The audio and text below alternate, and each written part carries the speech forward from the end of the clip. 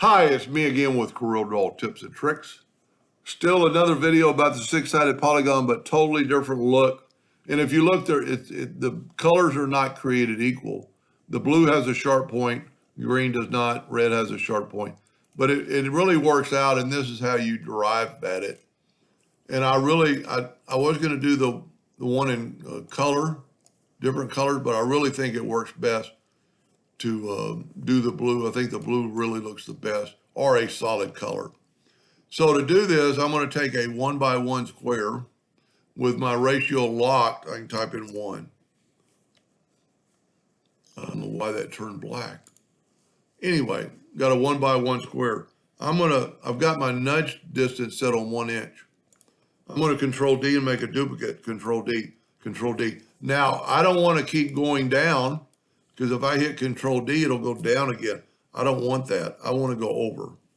So I'm going to Control D, and then I'm going to hit the plus key. And then I go up, Control D, plus key, over, Control D. Now, I want every third one to have a corner on it like this. So what I'm going to do, I'm going to take 1, 2, 3, and take this one. With my edit corner unlocked, the bottom corner, I'm going to go 0.3. 1, 2, 3. With my other bottom corner, 0.3. With my top right corner, 0.3. With this top right corner or left corner, 0.3. Now I'm going to Control G to group it, and I'm going to rotate it 45 degrees. And I'm going to hit P to put it in the center of the page. Now, if you look at our measurement, it's 5.657. Take a polygon, a six-sided polygon, holding down the control button. I don't know how that happened. And I'm going to make the top 5.657. And I'm going to hit P. And what that did, and we'll double check it so it won't have any leaks. See, it's just a little bit off. I don't know why that is. I'm actually going to just change it a little bit, put that there. The top, I think, is perfect. Okay, now I'm going to take my polygon. You can see it's a polygon right down here. I'm going to go to Object and convert it to a curve. Then I'm going to take my Shape tool. I'm going to go ahead and get rid of these nodes. It doesn't really matter, but I'm going to select all 4 of the middle nodes, not the top and the bottom. I'm going to go to Windows, Dockers, and Corners, and round them off 0.5. So what that did, that left the other corners straight.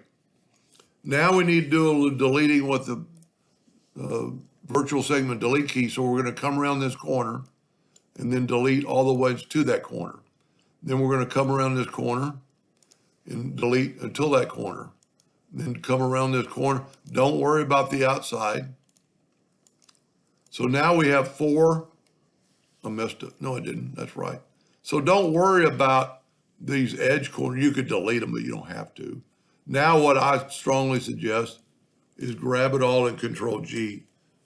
Then we're going to turn everything blue. I'm going to hit the F, which I made a hotkey for my fill the other day. I'm going to go ahead and turn it blue. And I'm going to fill in everything in blue. And see how that other parts, and now I can take this shape and just move it out of the way. I'm going to go ahead and left click, no outline. You could not, I would love to be able to use the attribute eyedropper in this case, but since we're going at different angles, it just won't work. So you need to go into there and have black on the edge or a darker color, because what that's going to do, it's going to make it look like it's going, and actually make sure you're out to there. I don't know why that's causing me trouble.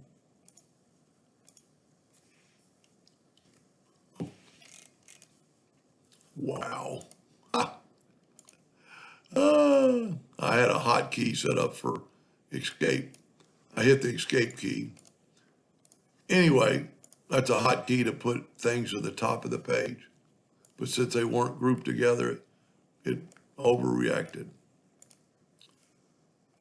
And so it would be neat to be able to use the attribute eyedropper because everything would be perfect in shape, but because you'd have to spin it, and by the time you got around to doing that, it wouldn't really hurt. It wouldn't really help. I got it outside the box, so take your black, make sure you get it inside the box, and then give it just a little bit less black. This would be a prime candidate for the clone tool, and let's just do that real quick.